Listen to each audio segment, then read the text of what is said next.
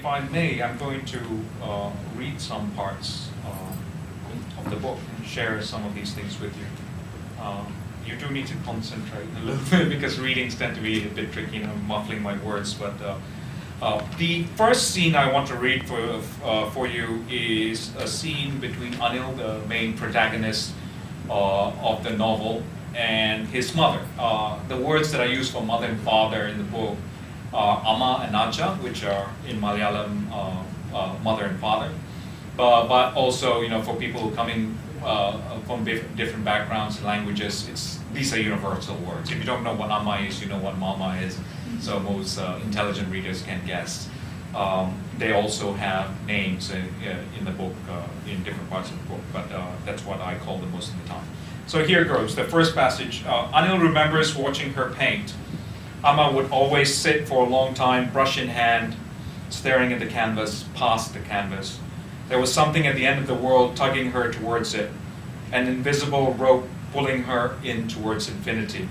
Without warning, as if a muse had switched her on when she was least expecting it, she would come to life in an instant.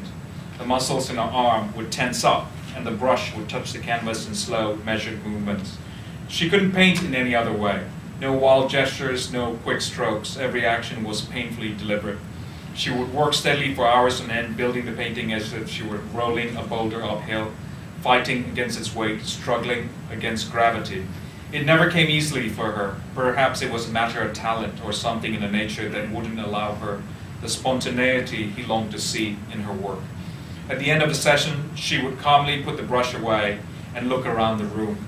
She would fix her gaze upon him as if saying, "I'm back now," and he would run to her, knowing she was safe to touch and to talk to once again.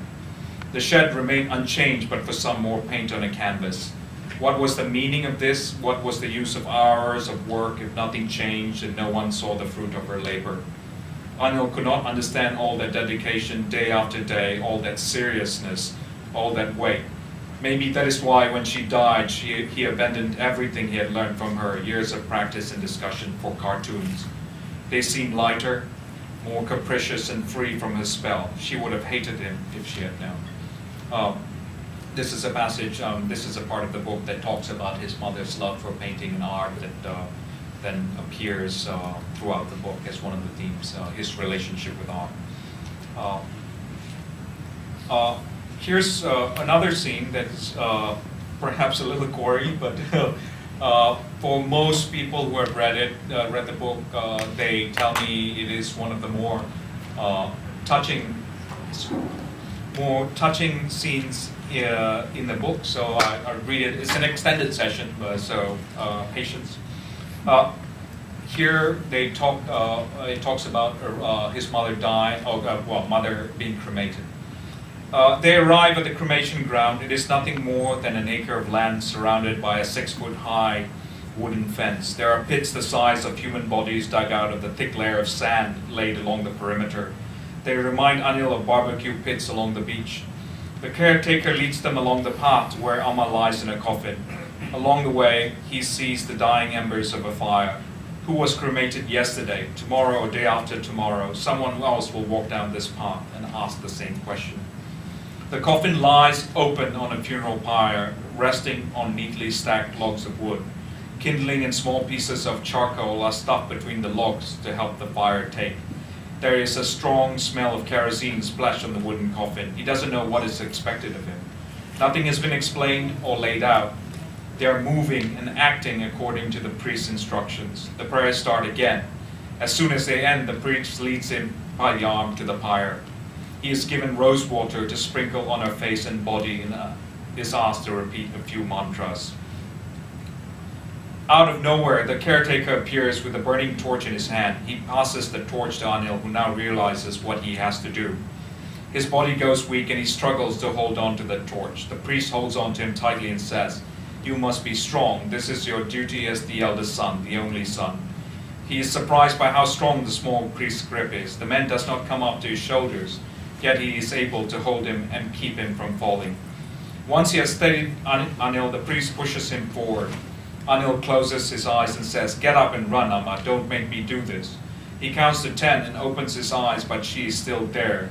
He lunges with the torch and the wood bursts into flame. This is not enough.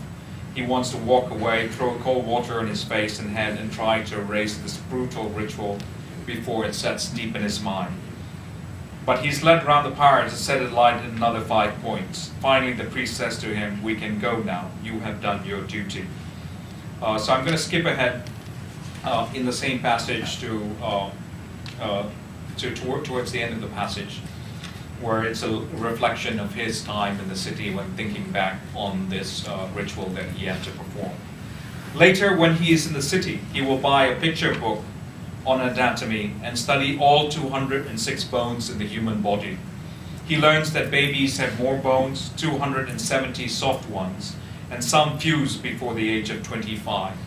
Tibia, femur, clavicle, ilium, these are some of the bones he remembers from his biology classes at school. Leafing through the book at night, he reads out loud the names he has never heard before. He likes the sound of distal phalanx and manubrium. Which ones did he see in the tray?